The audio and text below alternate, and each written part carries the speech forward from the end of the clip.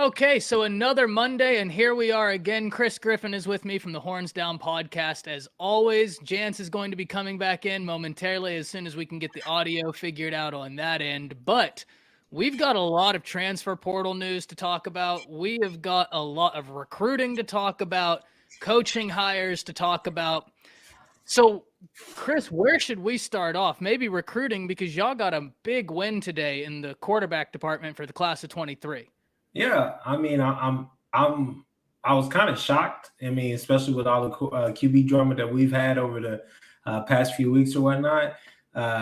This kid was kind of honestly not on my on my radar, at least not right now. But I mean, from what you've told me and from what I'm reading and everything and stuff like that, the reports and everything that's coming out, it's actually a pretty big deal. So it's actually a really good get. So Look, all you need to do, and for everybody trickling in, we're talking about some recruiting right now, and this is going to be a packed show, man. There's so much going on in college football. It's awesome. But when you look at it right now, when you look at the class of 23, the first thing you're going to notice is it's loaded with quarterbacks. I mean, there are some great quarterbacks in this cycle. So if you're needing a quarterback, there's maybe not a better cycle from top to bottom in a while. Like, we've had great quarterbacks from every class, but this one's just deep, and he's top 10. I think one of the things for me is just the fact that this is one of the first signs, if not, or you could say one of the first of many signs that we've seen where the Lincoln Riley era at OU is done.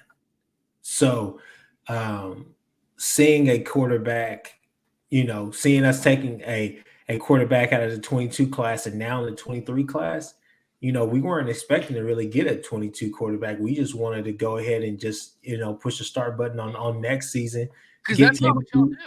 Yeah, get Caleb in there, and then go ahead and get Malachi, and that was the plan. So to kind of see this happening, you're just like, okay, well, interesting, because you still have the offer out there for Arch Manning, kids like that, and you're like, well, I don't know. All I know is this right here that I will say is that it definitely shows that the Lincoln Riley era is done in Norman.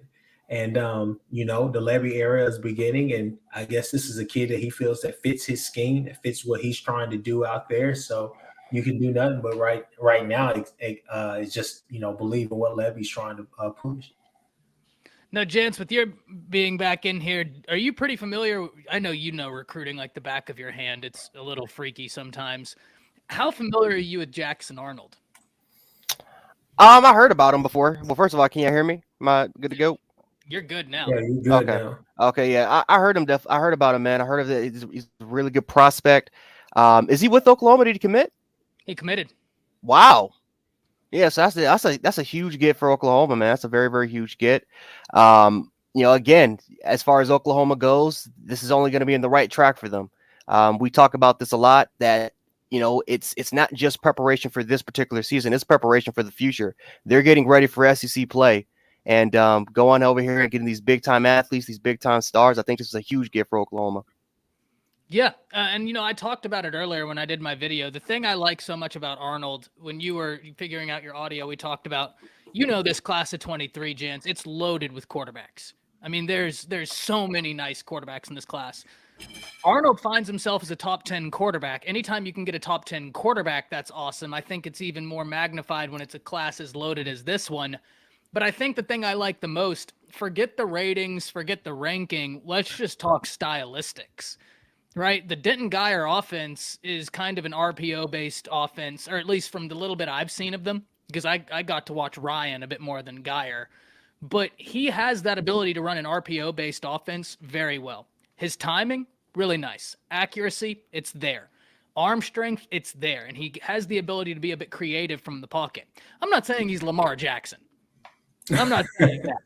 I'm just saying the dude, he can get out of a bad situation. As Daniel joins us. Daniel, glad you could join us this evening. He can get out of a bad situation and make something of it. And that's something that he loves. So you're saying that he's a Josh Allen? That's too soon. That's too soon. Lucky chance. Oh no. Josh Allen did his part, man. You can't play any perfect, man. You can't. So that's what you're saying. You say he has the athleticism of a Josh Allen, perhaps. I don't even think that he's not a guy that I would look at and be like, you're going to win this game running the football. But I think he's a guy whose threat of running could create another layer to open up means to win the game. You get what I mean when I say that? Yeah, no, I got you. Convoluted, but like he's not just like a straight up running quarterback, but he's got enough creativity and mobility to utilize and feel the pocket closing and be able to create outside of it. But, when we're talking quarterback for Oklahoma, I think the elephant in the room, Chris, we need to hear from you about what's going on in the transfer portal right now. So much talk and almost subliminal messages from Oklahoma Twitter. We saw the other day when Dart visited Oklahoma, they had the picture on Twitter. It was like, here's the mark with the picture of the dartboard, and so many people took that to mean Jackson Dart to OU. We haven't heard anything. So what's the newest on that situation? I'll be honest with you. At this point, I really have no idea. It changes from day to day. A lot of people think that he is seriously leaning towards Ole Miss. I know they were talking about it today on the radio about how his girlfriend supposedly may have leaked out his destination as far as him going to Ole Miss, her tweeting pictures or posting something that she did. So I don't really know. It's really inconclusive. You just really don't know like what's really going on with that kid. Because I know I've been told that he wants to that he's an OU lean and Trigg is an Ole Miss lean, and I've been told vice versa, that Trigg is actually an OU lean and Dart is a Ole Miss lean. I think Dart wants to go to where he knows he's for sure going to have a great shot at starting. I don't think he's scared of competition, but I do think that coming here to OU, I don't think it's as clear as day that he's going to be able to really truly compete for that quarterback spot. Because at the end of the day, we can sit here and say he probably has the higher upside out of the two with him and Dillon Gabriel, from a lot of people would like to say, a lot of experts and everything. However, the problem is for him is the fact that Dillon Gabriel's already played in that system before for Levy, so he's had a lot of success. So he's going to understand a lot of P's and Q's and X's and O's, if you get what I'm saying. So I think that's one of the things. But as far as the portal, I really don't know. Let's go to Caleb. Caleb has really, this thing is drawn out a lot longer than what I think it should have. I think that there were some moves on his side that may have been miscalculated. I think that he's totally worth whatever NIL deal that he's going to be able to get. But at the same time, I think that there were some steps from his team that he definitely kind of miscalculated, like OU making him just this super, super priority, which they did for a whole month, I feel like, leading up to the Alamo Bowl and a little bit after the Alamo Bowl. But at some point, you can only go to the wishing well so many times and kind of fill it out. And then there leaves us our quarterback room how it is. And I just feel as though it's not clear as to what Jackson Dart is going to do. If you ask me, I would say I'm 60-40, and I would say 60 Ole Miss, 40 OU, because I don't know. I don't really see him coming here. Because I think that if he was going to come here, I think he would have made that decision, especially after the pictures of Caleb having all this stuff packed on the back of that little whatever that moving service was. I think that he would have kind of caught wind of that and like, okay, yeah, I don't have to deal with him. I just got to deal with Gabriel. I'll take my chances. Yeah, Jance, what are you thinking about the whole situation? Because this transfer portal quarterback situation's become a bit of a conundrum.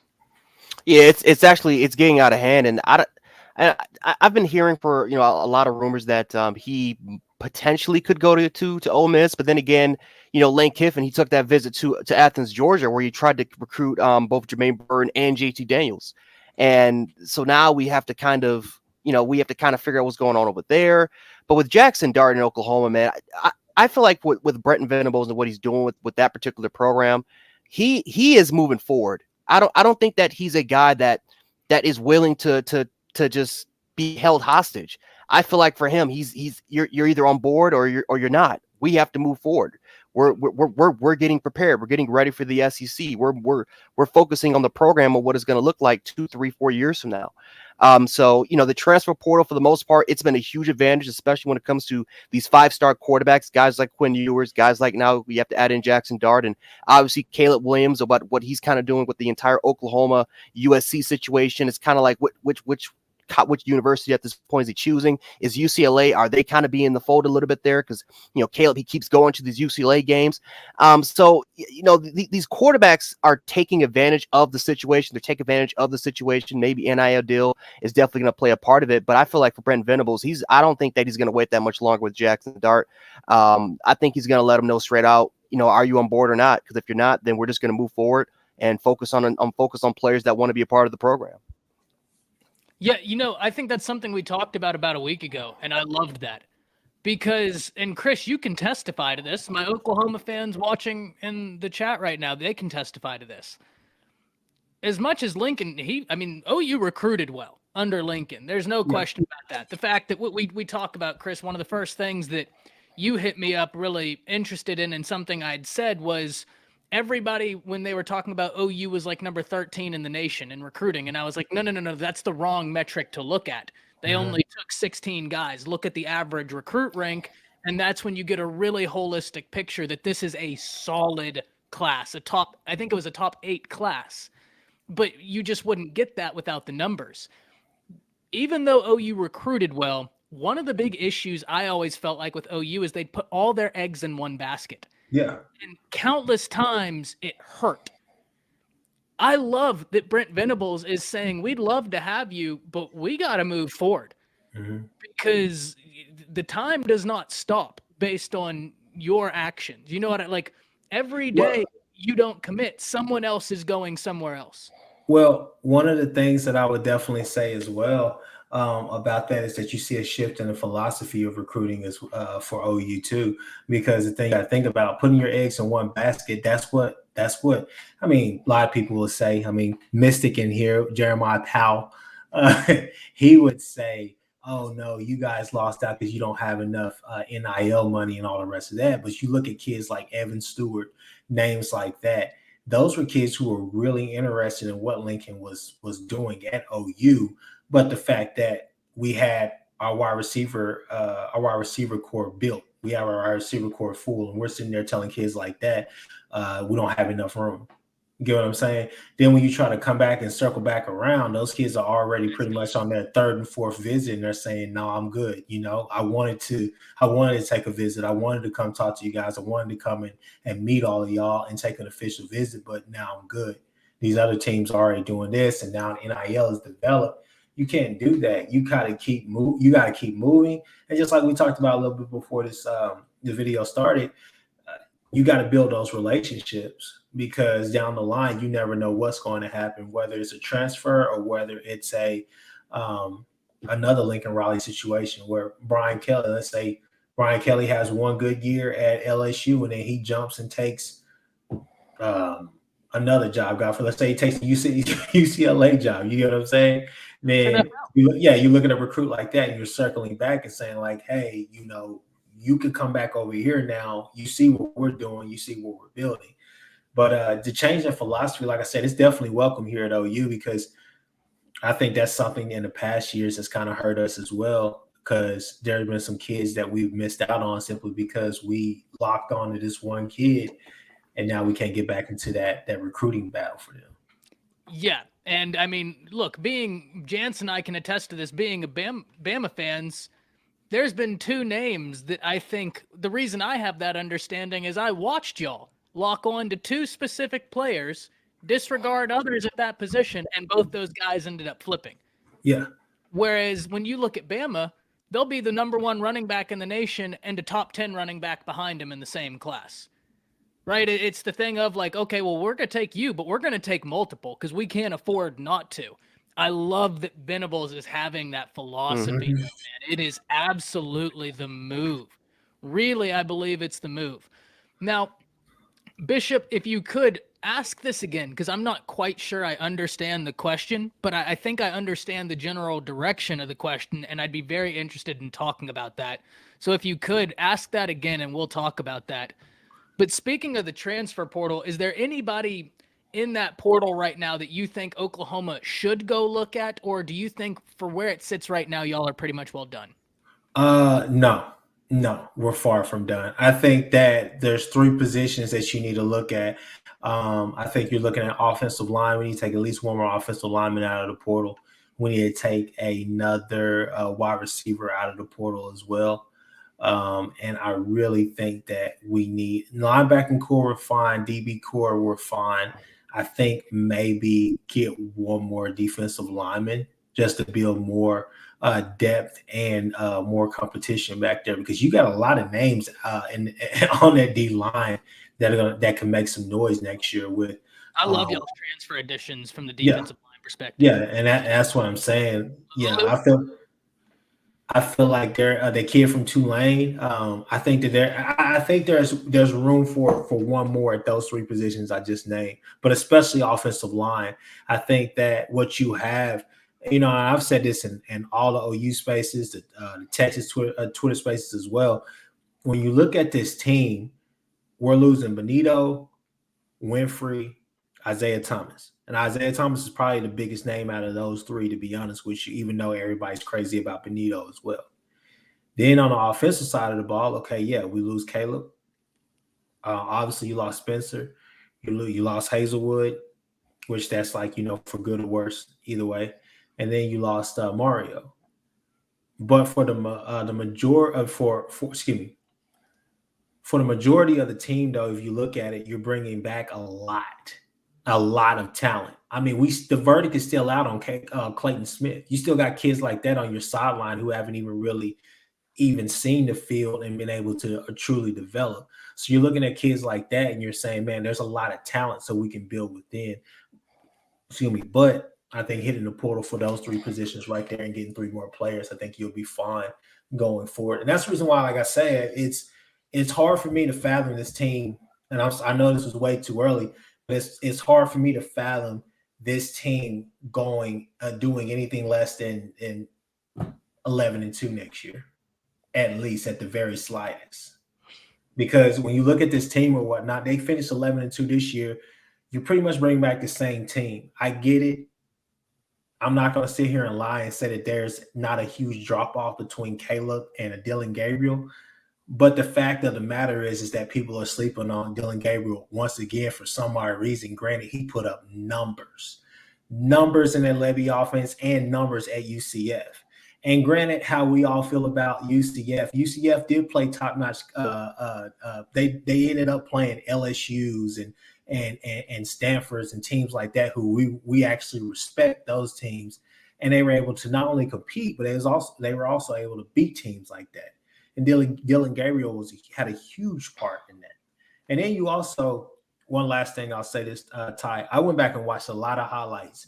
And one of the things that stuck out to me is that we sit here and we talk about Cincinnati having one of the best DB units in the nation, right? Sauce Gardner, Kobe Bryant, and then I think the Nickelback, right? If you go back and watch UCF against Cincinnati, Dillon Gabriel was slinging that rock all around. He was not scared of Sauce Gardner. He was not scared of Kobe Bryant. He's not scared of anybody out there. Dillon Gabriel was slinging that rock. So when I look at him, I'm like, man, I think the sky's the limit, but I feel like there's still some more additions that we have to add in that portal. Jance, what are you thinking? I think Chris pretty much said it for the most part as far as what Oklahoma definitely needs to get. For the most part, you just need players that can very similar to kind of what Henry T kind of brought to Alabama, that instant leader, that instant guy that's simply just going to demand the respect of the locker room and simply that's going to really, again, change, very similar to what Jalen Hurts was able to do, really just kind of change the foundation of the team, kind of set the team outright, really show the younger guys how it's done. But as far as just all the skill position players, the most crucial positions, I think Chris pretty much covered it. Yeah, I think that right now, Daniel asked about JT Daniel. He just said if y'all should go after JT Daniel. Look, the name JT Daniel is great. Here's what I would say. I don't think he particularly fits the Levy offense. And the reason I say that is because in my opinion, one of the biggest things Kirby was scared about was Stetson had mobility where JT Daniels didn't. And one of the things, particularly with Bama, is how are you going to stop 31? And if your quarterback can't get out of 31's way, you're done. I just don't know that you have to have an amazing offensive line to have a pure pocket passer right now against the pass rush Bama's fielding. But it's not just Bama. Like, you look around the nation, Nick Bonito with Oklahoma posted an insane win rate a few years ago. These edge rushers, they're coming, and Levy likes a bit of a mobile guy. So JT's a great quarterback, but I think that he would even like Gabriel over JT. That's just my 2 cents. I think Gabriel would get the nod because of a stylistic over JT. I don't think JT Daniels is going anywhere that he's going to have to compete for the job. There's also that. Yeah. His draft stock depends on it. His draft stock depends on it. Now, talking about the portal, we've talked about Oklahoma. Oklahoma's made some great moves. 11 individuals out the portal, if I'm not mistaken. Yeah. Chris, does that sound right? Yeah. And probably counting. And look, one thing we need to say, because I want to talk about some of the Alabama moves in the portal, this is only the beginning. Yeah. Right? We're at the end of the season, but just wait. What happens in spring camp when a guy realizes, I thought I'd be second string, I'm third string? Yeah. Well, that guy might hit the portal, right? And that could be a very talented guy. So, Bombs, we're going to be talking about some recruiting. That Harold Perkins news, that's huge. That could be huge. But before we get there, the portal at first took a lot of guys from Alabama, Jance. I think a lot of people kind of had their eyes on Tuscaloosa. I wasn't necessarily super worried about it, but now we're seeing the flip side. Bama's taken 3 individuals from the portal, all 3 ranking within the top 10 players available in the portal. And now Alabama fields the highest average rated recruit rank via the portal at a 96. Eli Ricks, Jahmyr Gibbs, and Jermaine Burton, the number 1 at each respective position. So, Jance, talk to me about this, because I don't even know where to begin with what. Let me just jump in. How the hell did y'all get Burton? How the hell did we get Ricks? How the hell did we get Gibbs? Bro, it is ridiculous what Saban was able to get. Ridiculous. There's a reason why Saban has not taken off that bomber jacket, man. I mean, Nick Saban, he's gone on another level of swag, man. It's just he is Nick Saban, man. It's just Nick Saban, man, is the greatest. Oh boy, it's incredible what he was able to do. But Alabama lost a lot of talent. Obviously, Jaleel Billingsley to Texas, and first of all, my best wishes to him, because that's an incredible talent. But unfortunately, just off the field issues, and then obviously what he was able to do on the field as far as all those drop catches. I mean, hey, Texas. Good luck to all you Texas fans out there. Hopefully he was able to produce and live up to his potential. But, Shane Lee's another one. One of my buddies, he goes to Southern Cal. He was excited about the move. And I'm like, Shane Lee, I think he could be a contributing linebacker. Oh, yeah, it's great for USC, but it's not going to hurt us. I mean, Shane Lee was our third string linebacker. It's our third string inside linebacker. Jackson Bratton, good luck to him. And that's considering Deontay Lawson doesn't take the snap. We all know he's going to. Mm-hmm. So, I mean, Alabama lost, I think, around 11 guys to the transfer portal. But because of what Alabama, they're not done with the transfer portal. This is something that they can still take advantage of. There are still some top-notch players that are kind of deciding whether they want to stay or not. Obviously, the biggest one is Darnell Washington, that he might go to the transfer portal. There's been some talk about Alabama can definitely pursue that. So we got to kind of keep our eye on what's going to happen with that situation, because that would be a huge get if we can land Darnell Washington. In 2019, we thought Darnell Washington or Eric Gilbert could land. One of those 2 dudes going to land at Alabama. None of them did, and now we could potentially have that. So Jermaine Burton was definitely surprising, only because I thought that everyone was talking about it was a package deal with him and JT Daniels, and I just thought that with the way that Lane Kiffin personally went to Athens and visited JT Daniels and Jermaine Burton. They went to I think they went to breakfast. They talked. They had a meeting for like an hour. And I thought that could be the seal. And obviously, Jermaine Burton wanted to go to the University of Alabama. Alabama was a finalist, was a top 5 finalist, and you now have one of the better deep threats in the nation. You have a guy that can play that John Mechie extremely well, and even more so as a guy that can stretch the field vertically. So I think that this just creates more room for competition. You now have Jahmyr Gibbs, you now have Eli Ricks, and like I said before, this is not stopping. I think Alabama will continue to get more players from the transfer portal. I think that in a way this could be a positive because it can make up for some of the recruits that haven't really panned out for Alabama. And now that those guys can kind of go elsewhere and try to find some new opportunities, Bama can go out there now and go in free agency and pretty much pick up some of the top-notch guys without really hurting the salary cap. So Alabama's just doing Alabama things. I'm extremely impressed with them, and it pretty much stamps why the Crimson Tide will win the national championship in 2022. And I'll say this right here. I think that how should I say this? I think that with Eli Ricks, Burton, kids like that going to Alabama, I think what is getting lost in translation is the fact that those kids want to win. Mm-hmm. Those kids, and Burton, obviously Burton just left the national championship team. Okay, good. But he saw what Williamson was doing over there with you guys, and he's like, hey, I'm just as fast as this kid. I can be put in those positions as well. So you're sitting there saying that, okay, I see him. But a kid like Eli Ricks, some of these other kids who are coming, you're looking at them and saying it had nothing to do about NIL money. It was strictly about winning. And I think that that's something that is overshadowed right now in this NIL climate that we're living in right now. Is just the fact that there still are a lot of talented kids who want to be developed, not only developed, but they want to win as well. And not saying that Eli Ricks wasn't being developed over there at LSU, but when you see a lot of your coaches leaving, you're seeing infractions, you see just things not changing. There's no sense of normalcy. Do I think that he would have been good in this era of Brian Kelly? Yeah, I think he would have. But going to Alabama, when you look at that, you're saying, okay, I'm great, but now I can go from great to being elite because I know that I'm going to be coached by somebody who's going to get me there. And I think the hire that you guys made is at cornerback, I thought that was a pretty good hire as well. Oh, I loved that. Was a great hire. T-Rob, you look at his history of getting guys. He recruited J.C. Horn out of high school, 4-star prospect, developed him while he was at South Carolina, first-round draft pick, first cornerback off the board. And what we need to understand, not only was he a cornerback coach, he was a defensive coordinator. So he's got a deep understanding of the game. Love that hire. I think that was a great hire. I was gonna just to touch on that NIL bit. I know my uncle, he sent me some stuff today, and we were talking about it as well. And the NIL thing, how to say, my uncle, he said one thing that kind of stuck out to me, and I want to get you guys take on it.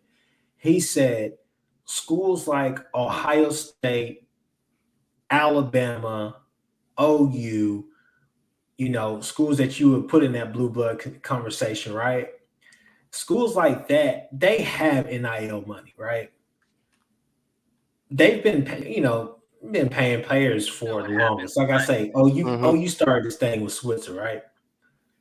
They don't have the money to compete with Texas A&M and Texas and schools like that who just have an unlimited supply of booster money, right? So, my uncle, he put it out there. He was like, do you think that at some point the powers to be that actually run college football, those teams who have actually been relevant, who have played for championships, who have done things like that, do you think that they band together and say, whoa, we're fine with NIL, we're fine with the whole, paying players, doing all this and stuff, but there needs to be some serious regulations. This needs to be regulated a little bit better than what it is right now. And I think that's kind of you look at the guys from like 24/7 Sports and some of the other guys who have been talking about this, a lot of the experts, and they're saying, hey, at some point there will be some more, I guess, stringent rules put in place to kind of regulate this whole thing, because this thing is kind of getting out of hand. And my thing is just the fact that especially with the transfer portal as well, there should not be 5,000 guys inside of the transfer portal, because at some point you kind of find yourself like Justin Harrington. I wanted Justin Harrington to come back out of the portal. He reached out to OU staff and he said, "Hey, man, I want to come back. I had some problems with the former staff, but hey, I'm all in. I should have never quit. I should have never left the team." And I know from what I was told, OU basically just said, "Hey, no, it's time to move on. We're moving on without you." So you look at a guy like that who had big offers coming out, of JUCO, and now you're looking at him and saying, I mean, hell, where the hell are you going to go? Because you're coming off of a significant knee injury at a crucial position. There's no film on you at this level, at least. So what do? Do you swallow your pride and go to a smaller Division I school or a high D2 school, or what do you do? But there needs to be some type of serious regulations and policies put in place with this NIL stuff. And that's not to take away what Texas or Texas A&M is doing, okay, or what they're doing. But you just look at it and you say there are some things there are a lot of things that I love. My love for it outweighs the things I don't like, but there still are things that I don't like about NIL. Jance, I'll let you take it because I have a bit of I've put a lot of thought into this because I had someone ask me in the last stream, so I've got a pretty long-winded answer into this. Well, I mean, obviously, we've seen a lot of players take advantage of this NIL situation. I mean, again, the Quinn Ewers, what he did with Ohio State, that should be taught in Ivy League schools. How he was pretty much able to finesse Ohio State out of $1 million, and then go to Texas, and then obviously we already know he's probably going to have something really, really huge cooking up. But I agree, man. I think that there needs to be some type of regulation. There needs to be some type of policy being in place. I really do truly feel like, for the most part, now you're starting to see a lot of these kind of the richer universities really start to take advantage of it. Texas A&M, and they're taking advantage of the situation before everything gets closed out, right? The whole Texas paying their entire offensive line $50,000, and obviously with A&M and the quote unquote kind of millions of dollars that they're spending on these 5-star recruits, which I don't think it's really happening. But still, I mean, is there a bunch of NIL deals going on there? Potentially, but at some point, I do believe that NIL deals could potentially hurt smaller programs, in my personal opinion.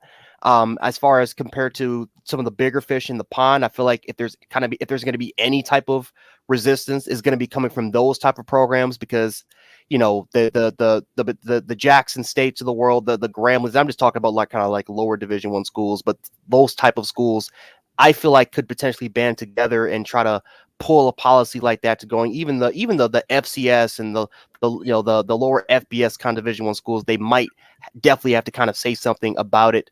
But I think that right now we're in an era where players are just taking advantage of every situation before things get regulated. So it's a mess. It's something that's new. We all knew that it was going to be repercussions.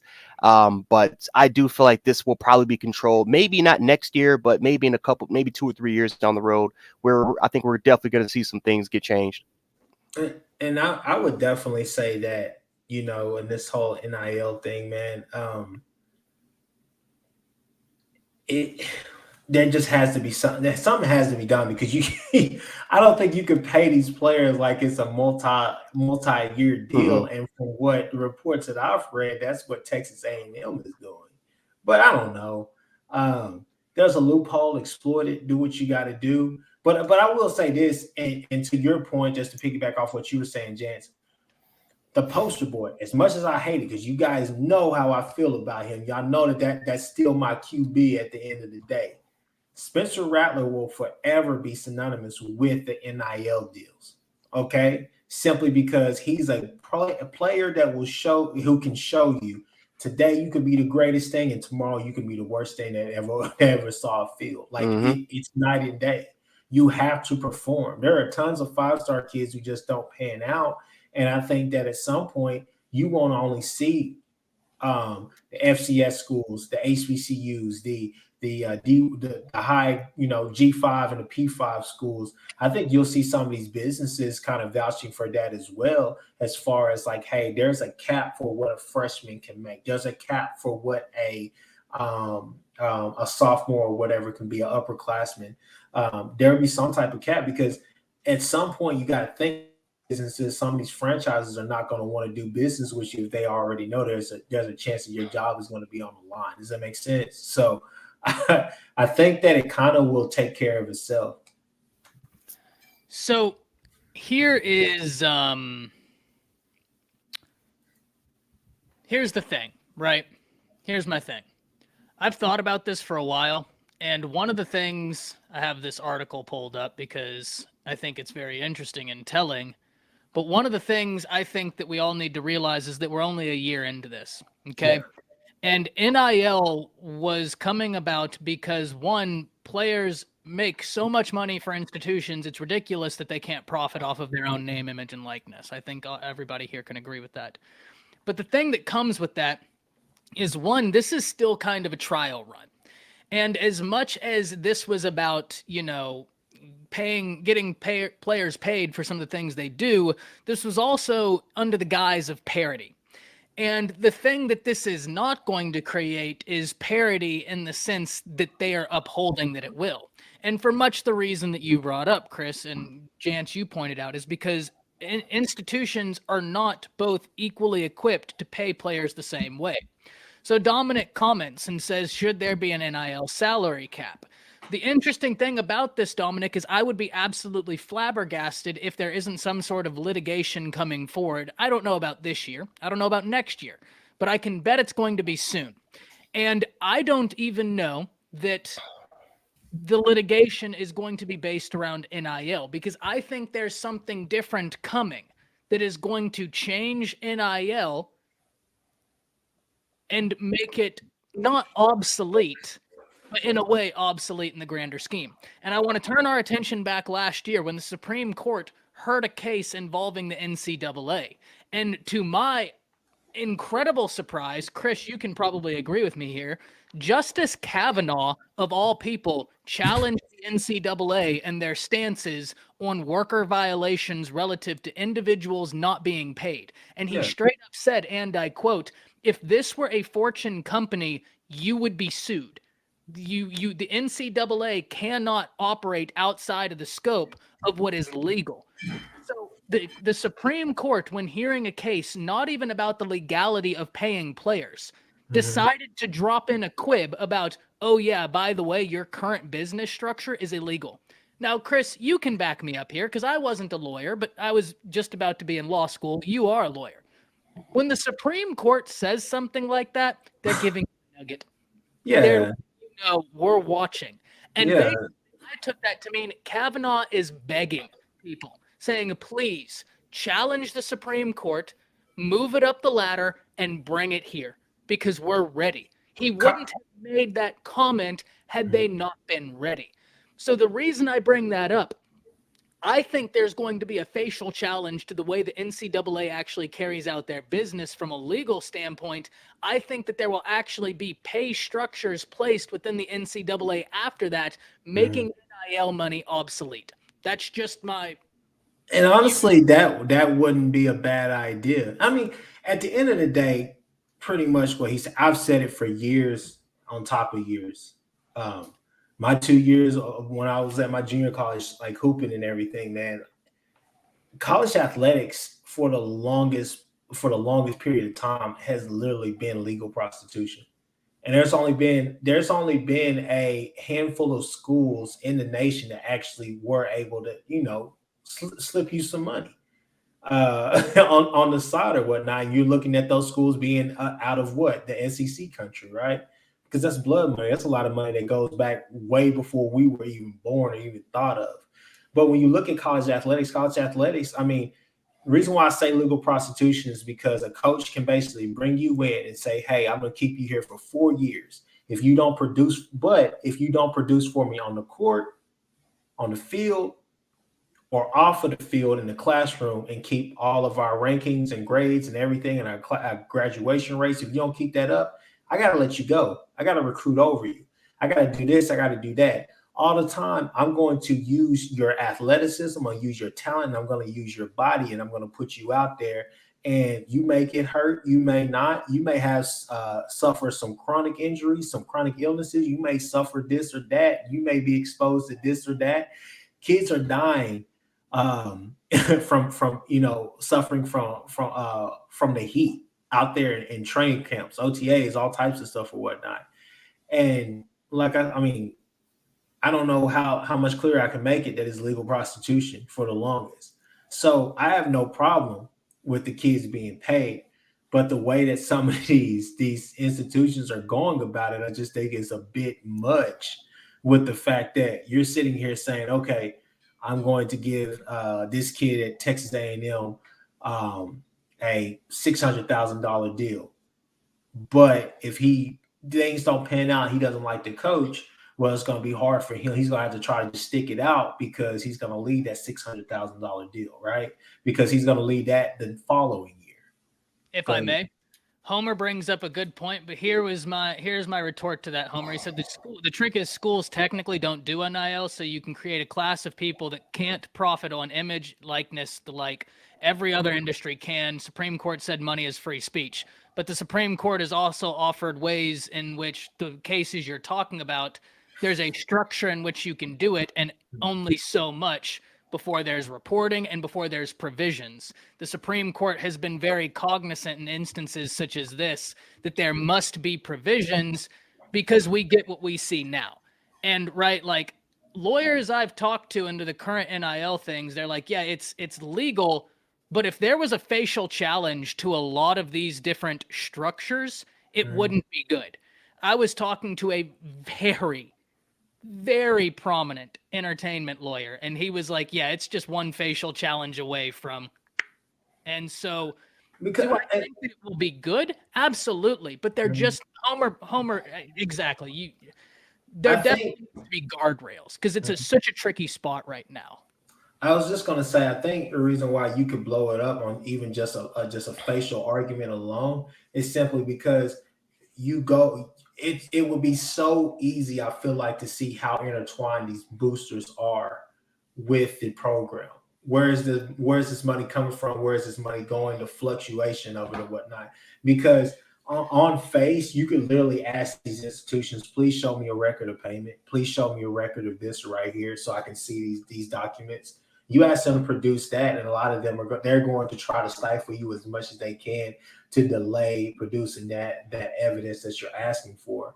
And it would take somebody like the Supreme Court or somebody like that to actually come in and be able to, properly prosecute that. But it's a lot. It's a lot to think about, especially in a legal sense, just as far as you can, because anybody, you don't have to be a lawyer. You don't have to even be somewhat mentally fit in the legal world to actually, just see like, hey, that's a violation. That's a violation. That would have been a violation. That is definitely a violation. Anybody can throw that out there. It's just a fact of proving it. And I feel like that's what probably may be the hardest part of it all. I know it's easy to say from the outside looking in, but I definitely think that may be the hardest part of it all, just trying to figure out where's the flow, where's the ebb and flow of this money coming from, and how are these deals actually really structured. And I think that's the problem. And I think it's the key word is that there's just no structure. This is the wild, wild west right now. And we're in a beta stage. And it seems like we thought this was going to be a really good thing, which it turned out to be a great thing, I feel like. But at the same time, I think in the end, it's still not where it should be. And will it ever be? We don't know. Now, I will say this. Homer, for all of you interested in this topic, you need to go over to Homer's channel. He sat down with a great sports and entertainment lawyer, and they went down and talked about this, and it's fascinating. And I asked some questions after watching Homer's video to an entertainment lawyer I knew, who I'd gotten the very fortunate opportunity to be able to meet with. And he was telling me that, like, yeah, there's some things where it's so tricky right now, because nothing is illegal right now. Everything is perfectly legal within the confines of what's been put forth.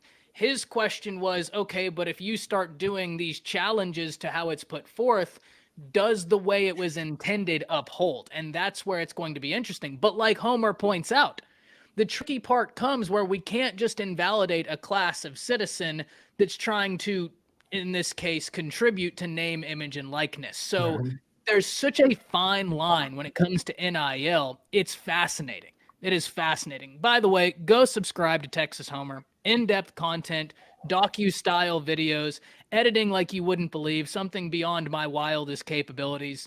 He produces great stuff, absolutely worth your time. But Jance, what do you think about all this, man? It's the wild wild west. I think that's just the perfect thing, man. We have no structure in place. I think it's something that, again, the big universities are gonna take advantage of until something gets taken in place. I would not be surprised at all that maybe 5-6 years down the road, we hear a lot of really crazy stories. That is kind of borderline, in that legal department there. I would not be surprised at all if we hear some of those things happen. But I mean, we haven't even gotten the transfer portal thing figured out yet with how crazy that stuff is right now. And I'm surprised that we haven't kind of at least talked about what some of the regulations over there. So the fact that we haven't kind of gotten that there, and that's much older, 2-3 years, a little bit older compared to what we've done with the NIL situation. So it's going to take some time, guys. It's going to take some, and I think, again, for the big universities, just take advantage of how it is now. Take advantage of it now before the NCAA starts to at least implement something. And I think even when they try to implement something, it's still going to be just like how this NIL situation is. It's an experiment because you don't know if it's truly going to fix the issue or not. But in my personal opinion, there's always going to be a loophole. There's always going to be programs that are just going to try to figure out ways to get around, to at least, not really break the rules. They're going to just teeter a little bit on the lines. So it's something that just doesn't have a 100% solution to it. But, I do think that we'll get something, and we'll see what happens from there. So 2 things. First, Homer, let me know in the comments. You in on next Monday, 5:30? You trying to come in here and I'd love to talk to you about this, man. This would be great. The second thing, I don't know, you might have came in right after I got done saying it, but this is the perfect example. And I had it written down in my notebook right in front of me as I was listening to Jansen and Chris talk.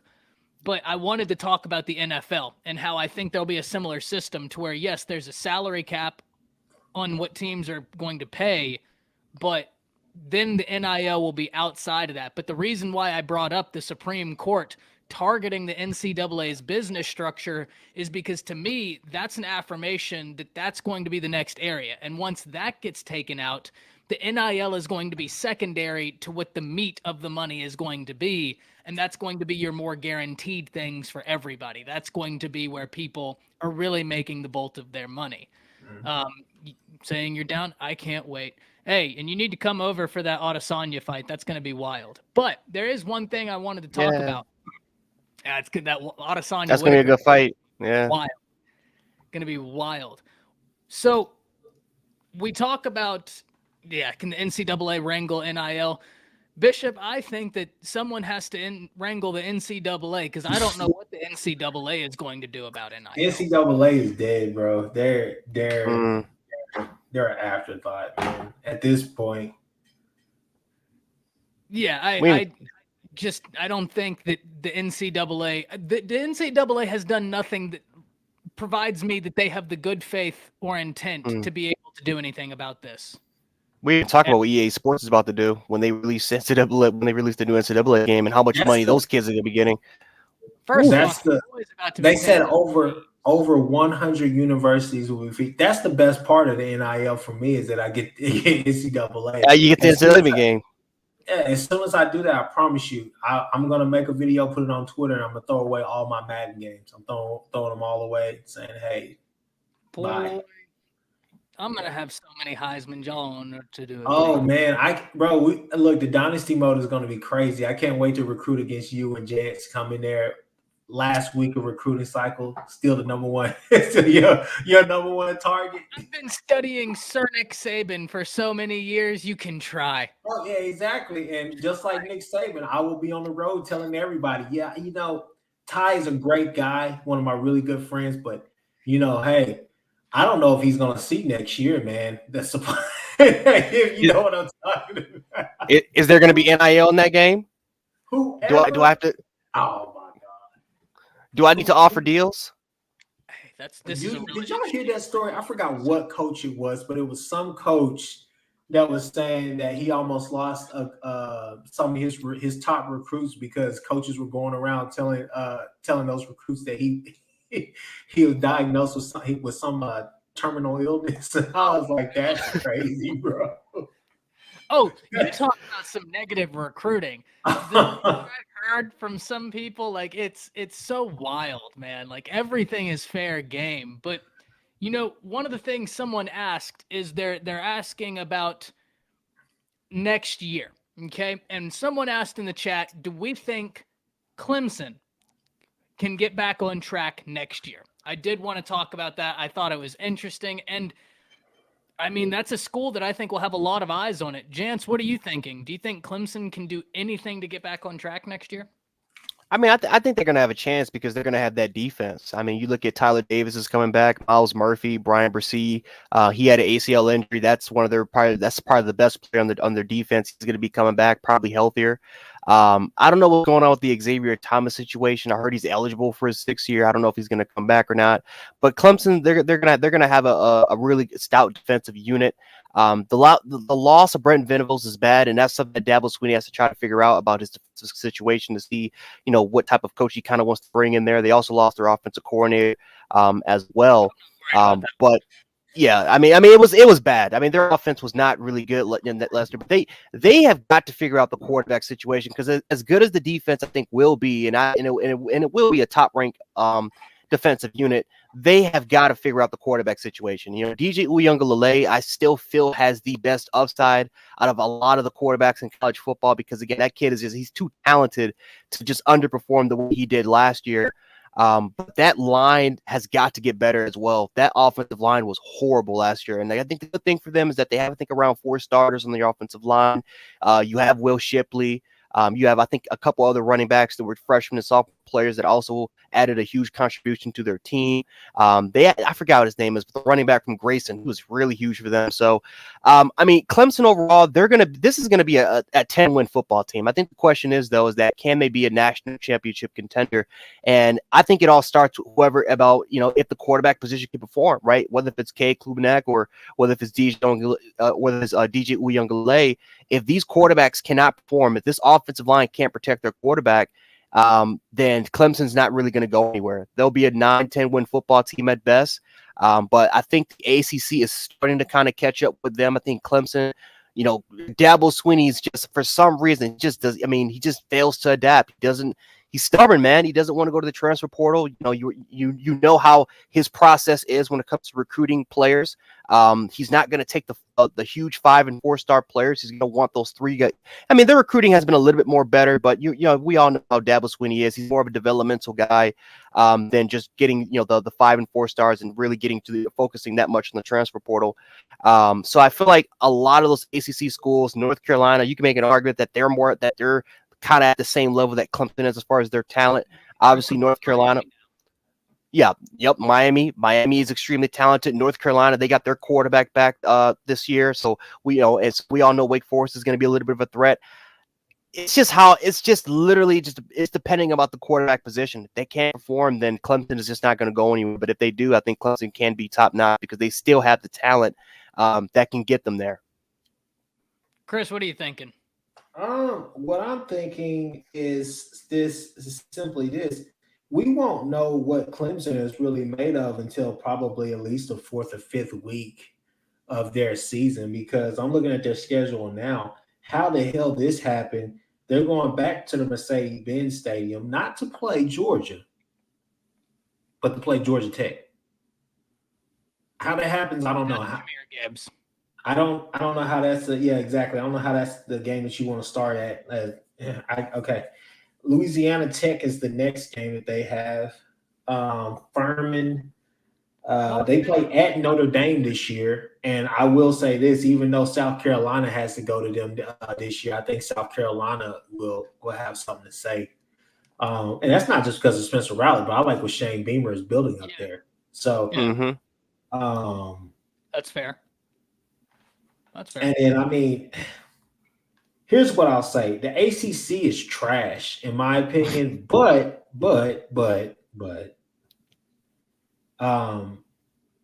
it's not necessarily North Carolina that I'm worried about. I'm looking at Miami is going to be playing better football. I'm not going to say they're going to be elite, or definitely not going to say the U is back.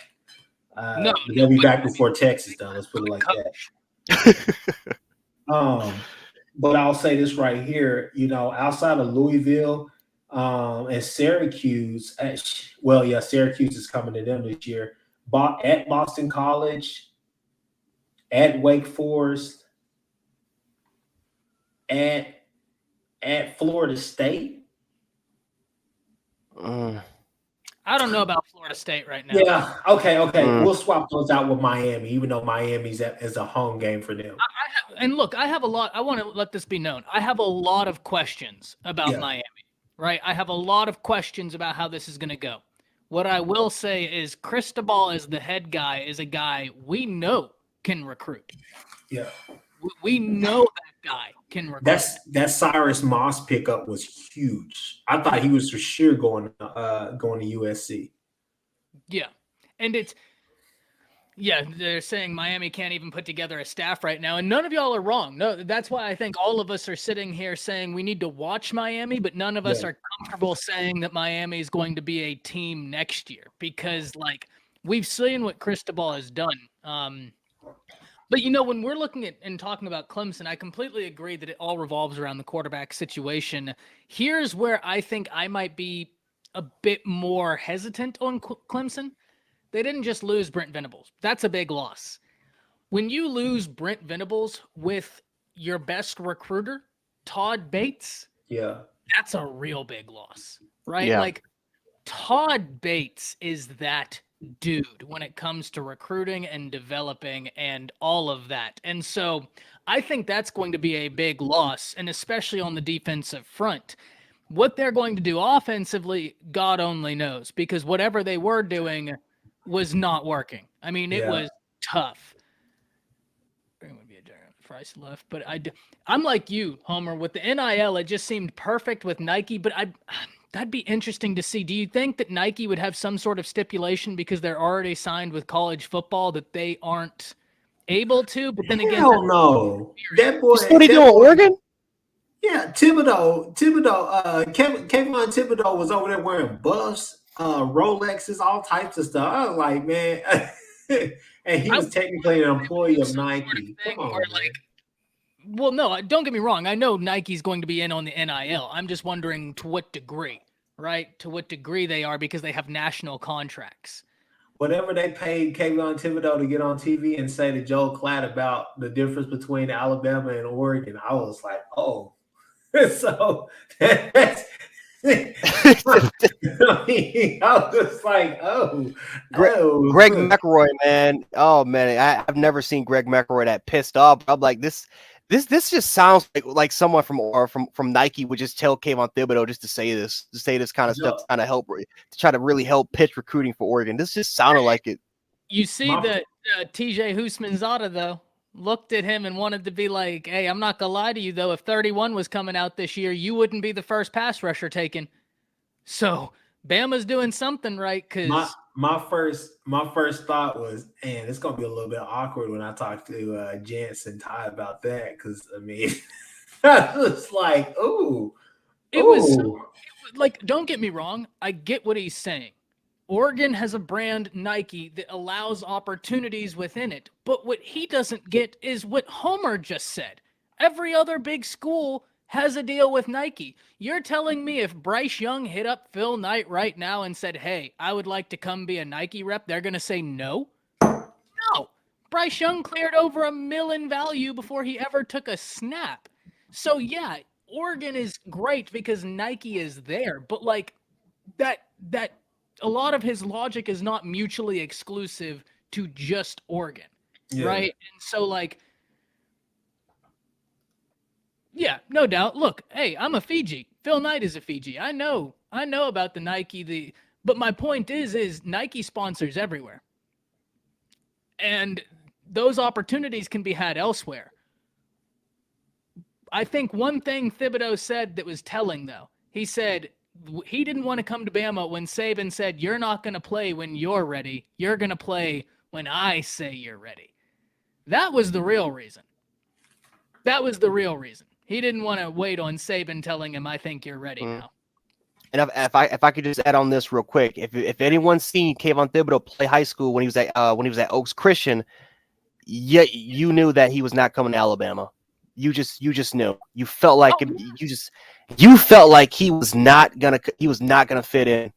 As talented as he was, you just felt like he was not gonna fit within the program because there was gonna be conflict with him and the coaching staff. There was gonna be conflict. And Kayvon Thibodeau, again, he went to Oregon, everything worked out for him well, but I don't know, man. For you to just kind of diss Alabama's education system and the craziest thing about it, he's a marketing major, right? Yes. Alabama has a higher ranked marketing school than Oregon does.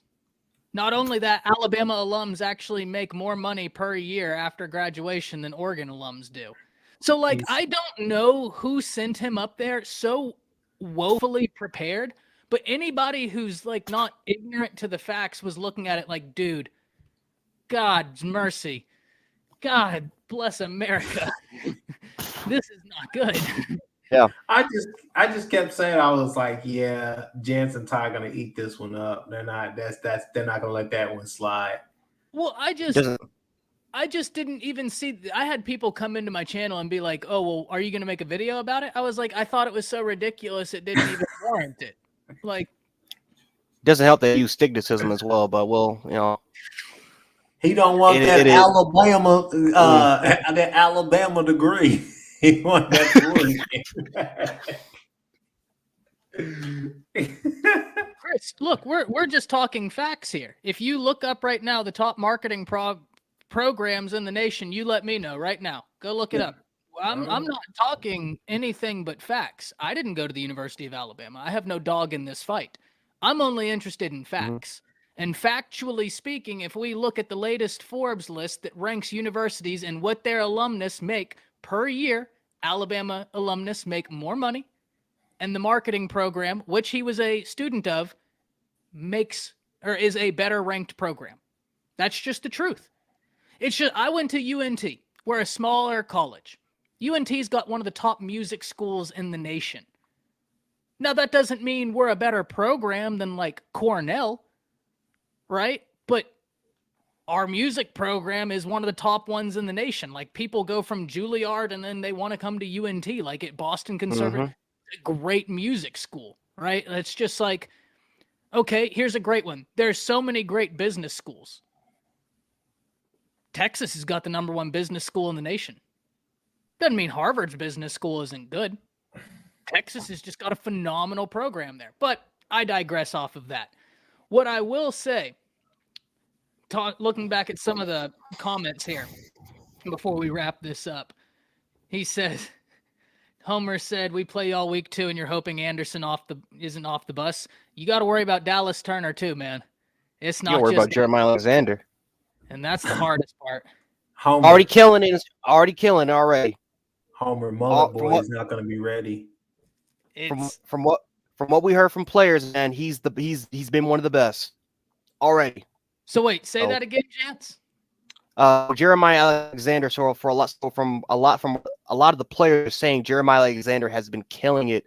Has pretty much been the alpha dog. He's been the alpha male as far as just automatic impact, leadership, and just an absolute just killer. It's strength and conditioning, but I've been hyping up I've been hyping up this kid since he was a freshman. I've been hyping him up since I've seen the first snap he played at Thompson. I'm telling you right now, Jeremiah Alexander is going to be a monster for the University of Alabama in his freshman year. That kid is going to be a stud. Well, Eric, like I just gave in those examples, just because, like I said, UNT probably doesn't rank as high as UT in total schools, but UNT's got a better music program. Oh snap! You got an Oregon fan in here? We do have an Oregon fan. Wow! Yeah. Around the Table Sports is nationwide, baby. I'm big on Oregon. I think they've made a lot of good moves. I'm just saying, if we're looking at the particular program he's talking about, it does not rank as high as Alabama's. And once again, if you look at the average alumnus salary afterwards, it does not rank as high. So we can say, oh, this and that. I speak in facts. I don't care about opinions. I speak in facts. And that's specifically why, because I knew someone would bring this up right here. I said, just because Cornell is a higher ranked school than UNT doesn't mean that UNT doesn't have a program that might rank above. I don't think he's getting it. He says, I think Bama is a better educational institution than, I'm assuming if you mean I think Bama is a better institutional than Oregon, you're wrong. I'm not. That's what I took from it. That was what I took from the spiel when I watched it. I was like, so is he? So I guess what I took from it was, so when did when did Oregon become this, Ivy League school? Because I was like, I've never heard of Oregon even in that same breath. Eric, you're completely missing the point. That's why I just gave you the example about UNT and Texas. UNT is not as good of a program as Texas across the board. Nobody would argue that. UNT has a better music program. You're completely missing the mark here. When he's talking about, oh, well, my school affords me all these opportunities, you have to look at his degree. That's where we're missing the mark here. That's just my opinion because, yeah. Oh, well. So, school in the Pac, it's their academics. Yeah, the Pac-12 has great schools. We're not contesting this. I don't think they get it, but oh well. Oh well. So when we're talking, the last thing I want to talk about here is next year. Okay?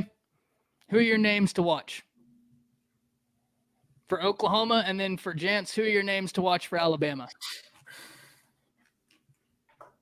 Oh, you can go, Chris? Names to watch for Oklahoma next year. Definitely gonna say obviously Dillon Gabriel. I think Dillon Gabriel is gonna poke out. I think Mims is gonna be really good. I would say be on the lookout for Jaden Gibson. I think Gibson is going to do some things, and I definitely think Marcus Majors is gonna have a lot to say in that running back room as well. Defensively, I'm looking for guys like, and that's why I'm so excited about a guy like Valai, is because he may be intense, he may be this, he may be that, but the thing is that we have some guys in our DB room with the Grahams of the world, the Woody Washingtons, Josh Eatons of the world. Now with some of these new DBs that you got in the portal as well, you're looking at Jaden Davis. You're looking at guys like that, and you're saying, hey man, maybe Valai can go and turn those guys into draft picks. Not the 6th-round draft picks that we've had in a Trey Brown or a Trey Norwood, but now we can get into those earlier rounds in the DBs because we have talent. I don't know what you guys think about Woody Washington, but I think Woody Washington has first-round potential. However, will he be able to tap into that? He's a guy who still needs to mature in some areas as far as just progression-wise. But those are names I would definitely look at. And then obviously, I think a guy like, I'm going to go out on a limb and I'm going to say, be on the lookout for Reggie Grimes, Agwebu, and Danny Stutzman for sure next year. I think those are guys on the defensive side of the ball that you'll see take that next step. The step that we thought that Agwebu was going to be able to get back to. Jens, who are you looking out for Alabama? Well, first of all, Reggie Grimes should have went to the University of Alabama, but it is what it is. I hope he does have a great. I definitely does hope he has a breakout season for the Sooners. But Deontay Lawson is definitely a player I want to look out for. We heard a lot of hype about him last season during spring. He actually had a very, very good spring game, extremely athletic type of dude. The fact that he came in there last year as a freshman, that he was this close for potentially getting a starting job, if not for Henry To'oTo'o there, is actually really, really impressive. But now that Christian Harris is now off to the NFL, and that weak side position is now open, that is something that Deontay Lawson could definitely take advantage of. Now, we also have some other linebackers there that are extremely talented that are kind of waiting their turn. But I think that Deontay Lawson, I feel like this could be his moment to prove to a lot of people why he was considered really, really high by Pete Golding and Nick Saban. So I think overall wise, I think he can be a player that can shine. I also look at a guy like Amari Nickelback, true freshman, more of it, kind of was labeled as an athlete, a guy that can play as a receiver, guy that can play as a tight end. We lost Jalil Billsley, who's more of that hybrid player, but so is Amari Nickelback, and I think that I think he actually has more upside than Jalil Billsley, because I think that the way that his frame is, he looks like a guy that could be 240 by the time he leaves college. Compared to Jalil, I think what you see is what you can get from him. He's a freak athlete. Again, he is a receiver. So if you want to put him as an in the block type of tight end, he's not going to really pan out that well. But I think that's where you kind of have Cameron Latu there for. But if you want someone that can help take this offense to the next step, I think a guy, Amari Nickelback, who already was established as a 4-star receiver, but kind of moved in more as a tight, but kind of project his career of being a tight end, I feel like can definitely be huge. And then obviously, you got to look at guys like Eli Ricks. You have to look at Jabbar Gibbs about what they can kind of bring you to the team. Obviously, our offensive line losing Evan Neal and obviously that's something that they have to try to replace. Now, again, J.C. Latham, he played more as a guard. Can he step up and play as a tackle? Right, Katami Brockermeyer, who was a 5-star guy, can he step up at those positions? They're gonna, Terrence Ferguson is a guy that's been hinted of moving to tackle. So they're gonna have to try to figure out what they can try to do there with that line. But it's time for these 2021 guys to play. Like the fact that we only had 5 guys in total for the 2021 class play, and a lot of those guys didn't really see playing time until the national championship. Really, only Dallas Turner and Kool-Aid were the only 2 players from the 2021 class that had any significant playing time. So it's time to see some of these 2021 guys make an instant impact. And I'm hoping, especially at that line with J.C. Latham or Tommy Brockermeyer, or potentially one of our, it could be either one of our guards, Terrence Ferguson, could step up, make an impact, and try to improve this line, because that offensive line, you can legit make the argument, was the weakness of that team. If they want to try to protect Bryce Young and not have those games like Georgia and Auburn, you got to protect your quarterback, and they got to get better at the offensive line position there. So I'm going to be talking about a player tomorrow Alabama got in this class. Eric, karma is real, man. But hey, you got a lot of good recruiters on your staff, and there's a lot of good quarterbacks this next cycle. So Bo Nix isn't the defining moment for Oregon. I'm interested, though. Let me know who your favorite hire on that staff is, Eric, because I think that's an interesting topic for sure. I'm making a video tomorrow highlighting a player in Bama's class that I think could surprise a lot of people, and that's Jihad Campbell, right?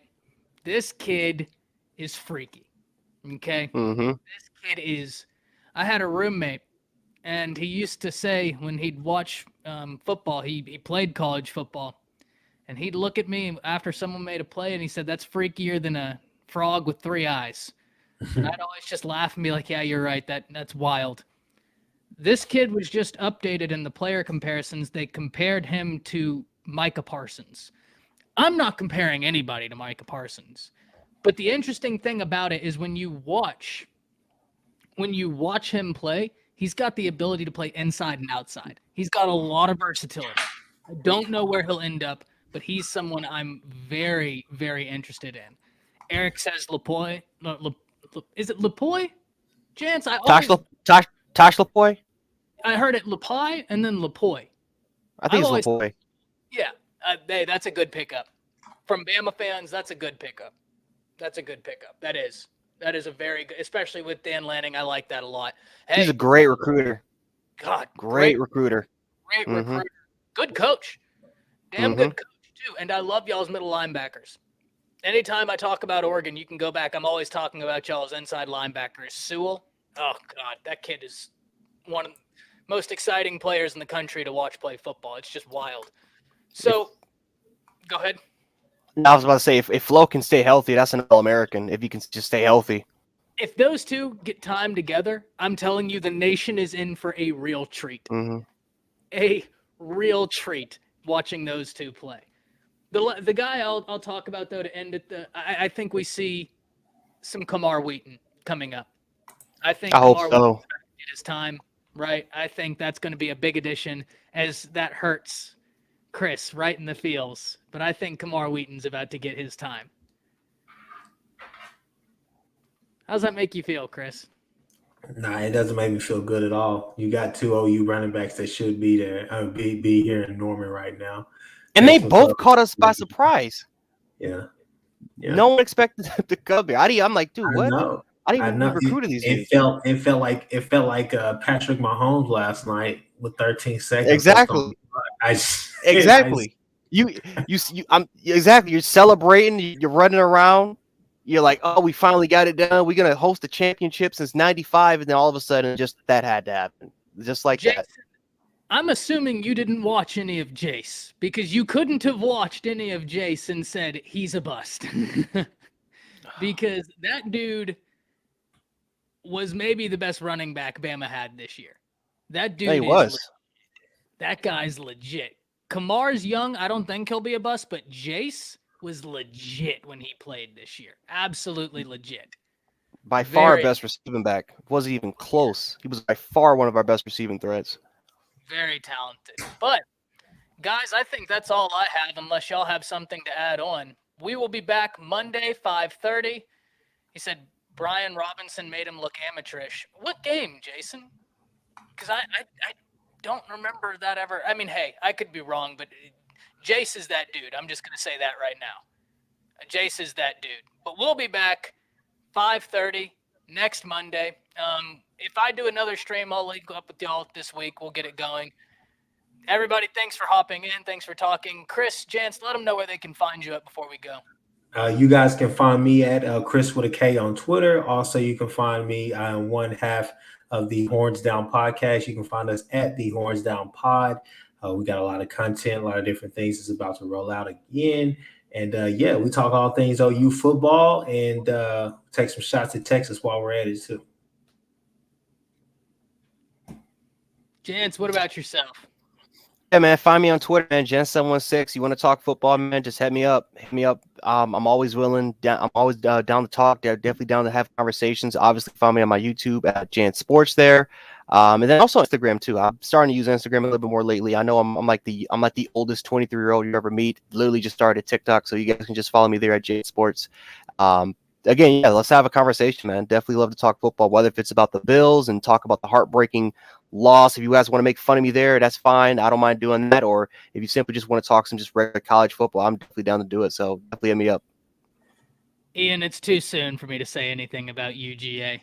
Let me get at least 3 more months of grieving, and then we might be able to broach the subject. But until that point, God's mercy. All right, we'll see y'all next week. That's it. Later.